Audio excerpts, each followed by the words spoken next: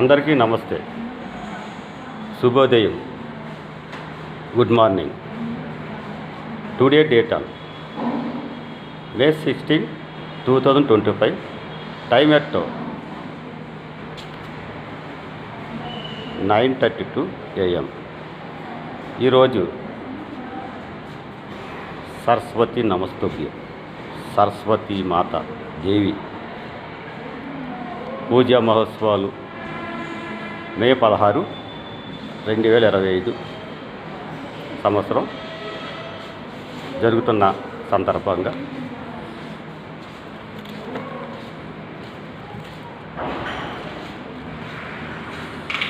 వారందరికీ మాత సరస్వతి మాత ఆశీర్వాదములు అందరికీ ఉండాలని. టుడే టాపిక్ ఈజ్ రాష్ట్రపతి, సుప్రీంకోర్ట్ ఆఫ్ ఇండియా. వీరి మధ్యన నడుస్తున్నటువంటి వివాదాంశములు వివరణ. Define as article 143 sub clause 1. రాష్ట్రపతి సర్వోన్నత న్యాయస్థానము సలహా అడగవచ్చు. సబ్ క్లాస్ 1లో రాష్ట్రపతి తన అభిప్రాయంలో ఎప్పటికీ ఉత్పన్నమైన లేక భవిష్యత్తులో ఉత్పన్నము కాబోవు ఏదైనా ఒక సామాజిక ప్రాముఖ్యత కల వివాదాంశంపై అది న్యాయసూత్రపరమైన లేక విషయ నిర్ణయం కొరకు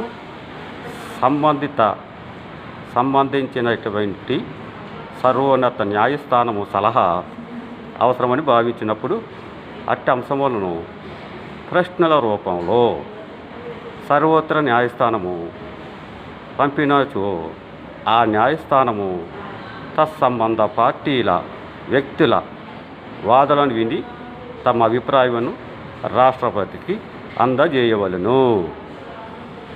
అందులో ఆర్టికల్ సబ్ క్లాస్ 2 ఆర్టికల్ 131 ప్రొవిజన్లో ఏ విధముగా ఉన్న రాష్ట్రపతి ఆ ప్రొవిజన్లోని అంశములను గురించిన వివాదాలపై సర్వోత్తర న్యాయస్థానం అభిప్రాయములు అవసరమని భావించినప్పుడు రాష్ట్రపతి దానిని సర్వోత్తర న్యాయస్థాన అభిప్రాయం కొరకు పంపినచో ఆ కోర్టు తత్సంబంధ వ్యక్తుల వాదనలను విని తమ అభిప్రాయాలను రాష్ట్రపతికి అందజేయవలెను.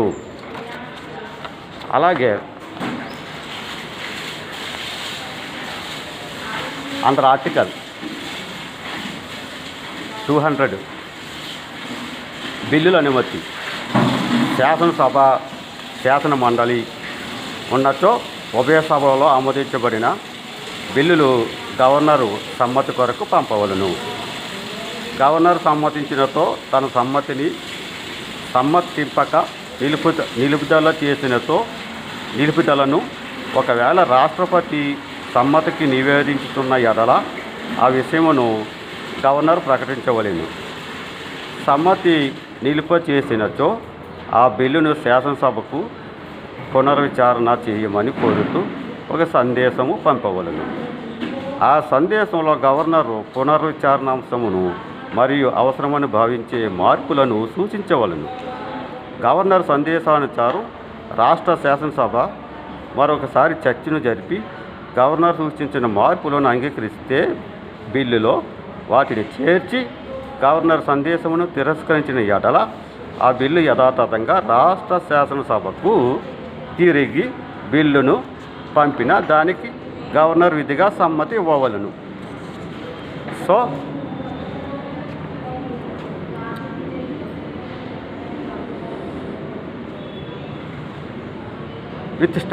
Not with standing. సో అయినప్పటికీ బిల్లులో ఏమైనా అంశములు హైకోర్టు న్యాయపరిధికి భిన్నంగా ఉన్నట్లు గవర్నర్ భావించిన ఎడల ఆ బిల్లును రాష్ట్రపతి సమ్మతి కొరకు పంపవలెను.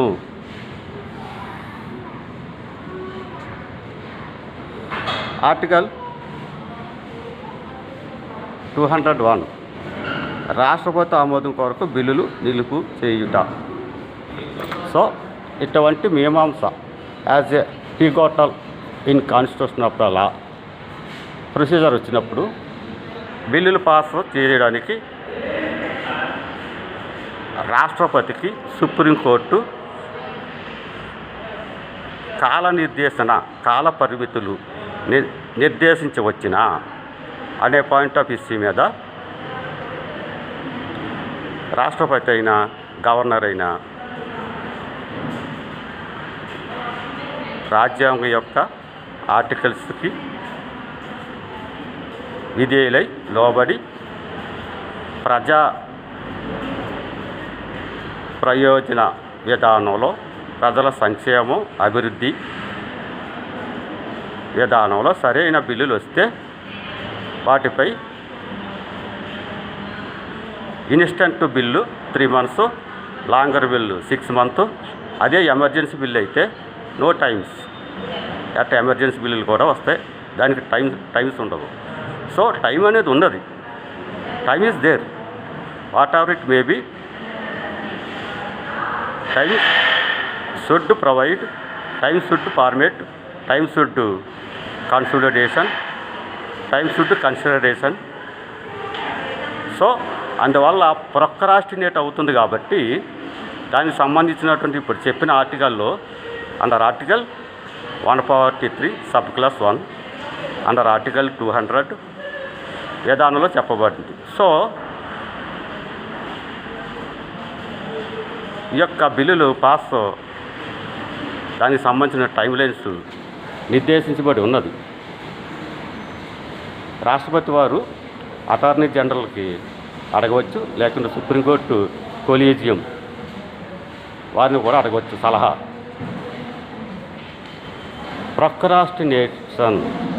Procrastinate డిలీటరీ.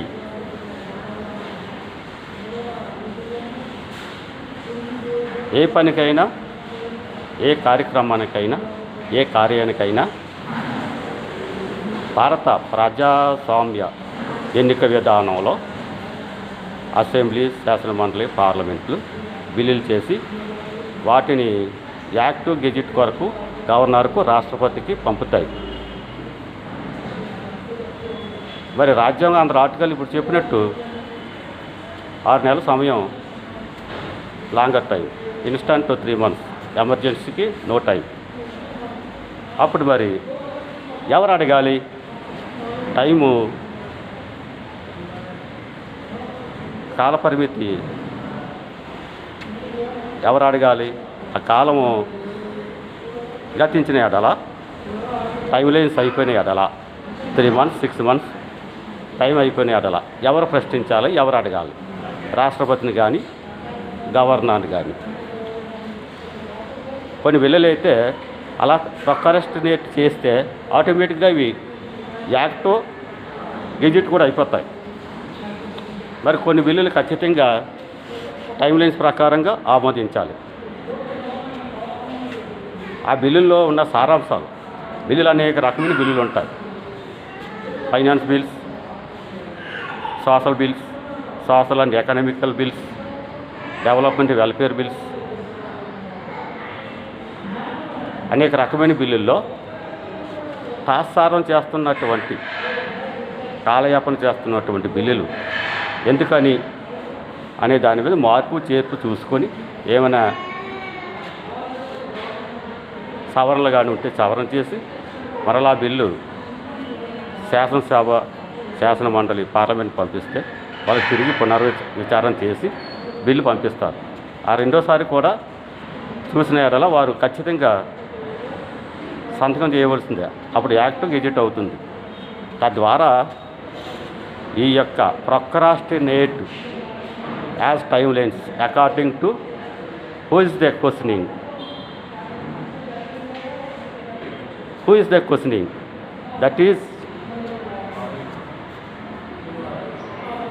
Main one of the pivotal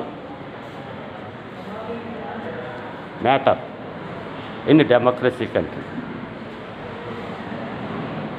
democracy country is the electing selecting as cost vote. That is power of democracy. మన భారతదేశం ప్రజాస్వామ్య దేశం కాబట్టి ఈ ప్రజాస్వామ్యంలో ప్రజలకే హక్కు ఉంటుంది, ప్రజలకే బాధ్యత ఉంటుంది, ప్రజలే ప్రశ్నిస్తారు. అయితే మన రాజ్యాంగానికి సంబంధించిన వ్రాత విధానాన్ని పరిరక్షించవలసినట్టు బాధ్యతలు న్యాయస్థానాలే. అలాగే మీరు ఈ గవర్నరు, రాష్ట్రపతి వారికి ఇచ్చినటువంటి ఆ రాజ్యాంగ పదవి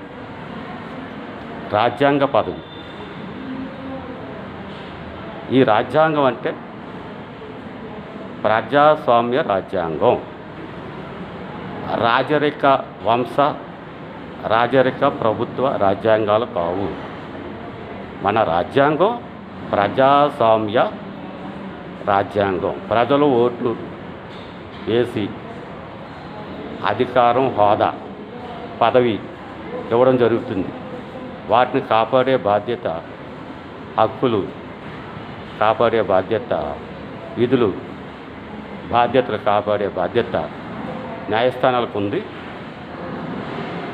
మరి ఈ గవర్నర్, రాష్ట్రపతి వారికి రాజ్యాంగంలో కల్పించినటువంటి వారికి ఉన్న విశేష అధికారాలు మరియు సుప్రీంకోర్టు చీఫ్ జస్టిస్కు ఉన్నటువంటి డిస్కషనల్ పవర్స్ అండ్ డిస్క్రిషన్ పవర్స్ ఈ తర్జన మధ్యలో కాలయాపన వల్ల పరిపాలన కొంచెం నత్తనాటికి జరిగి కుట్టుబడుతుంది. కాబట్టి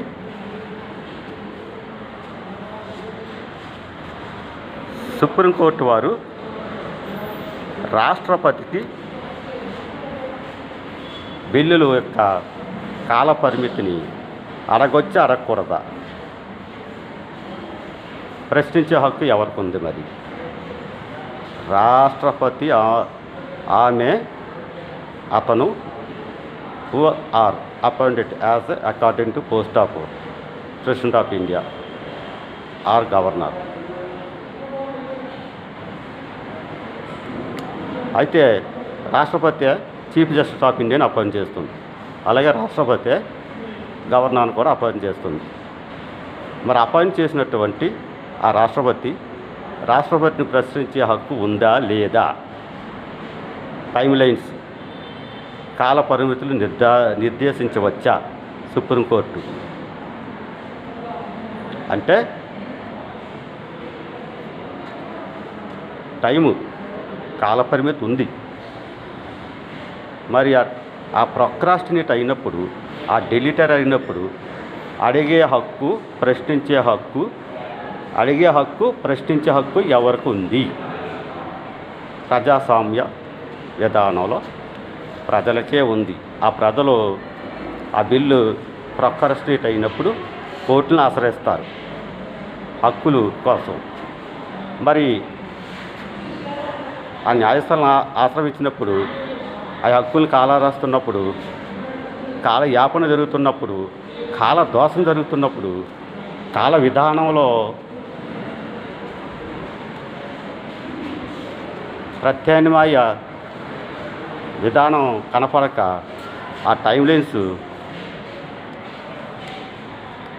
ప్రొక్రాస్టినేట్ అవుతున్నప్పుడు ప్రజల హక్కులు కాపాడే బాధ్యతలు కాపాడే ఆ విధి విధానాలు కాపాడే బాధ్యత రాష్ట్రపతికి ఉంది, సుప్రీంకోర్టుకు ఉంది, గవర్నర్కు ఉంది, అసెంబ్లీ, శాసన మండలి, పార్లమెంటు కూడా ఉంది. వీరంతా కూడా వారి యొక్క హక్కులు, బాధ్యతలు, విధుల్ని సంపూర్ణంగా తెలుసుకోవాలి.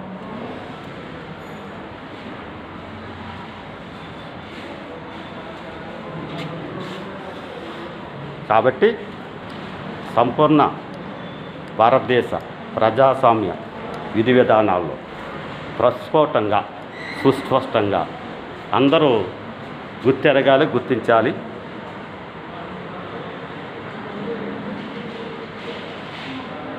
ఈరోజు సరస్వతి దేవి అందరికీ ఆశీర్వాదంతో అందరూ సరస్వతి మాత జ్ఞానపుత్రులై ఉండాలని మనస్ఫూర్తి కోరి ప్రార్థిస్తూ అందరికీ నమస్తే. జై హింద్, జై భారత్, జై ఇండియా.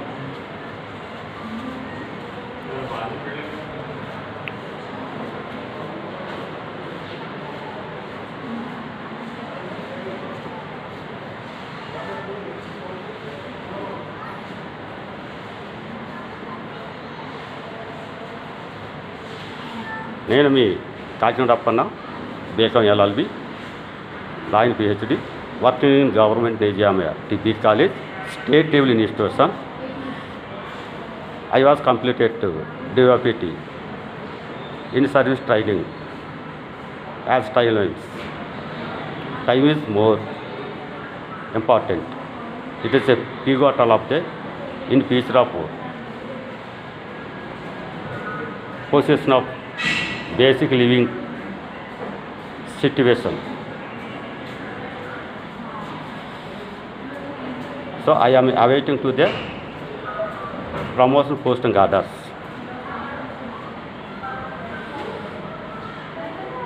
APAR, PAR completed.